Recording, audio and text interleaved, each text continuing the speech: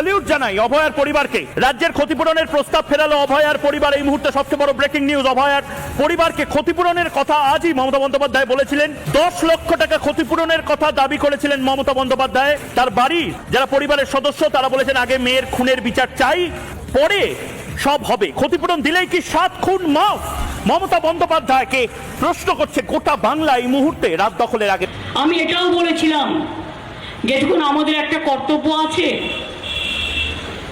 মেয়েটি তো আর ফিরে আসবে না, ওর নামে যদি আপনারা কিছু করতে চান করতে পারেন, যা টাকা লাগবে আমি দেব। একটা কম্পেনসেশন যারা বলছেন কম্পেনসেশন দেওয়ার কথা তাদের বলে রাখি, এটা আমার বলা আছে।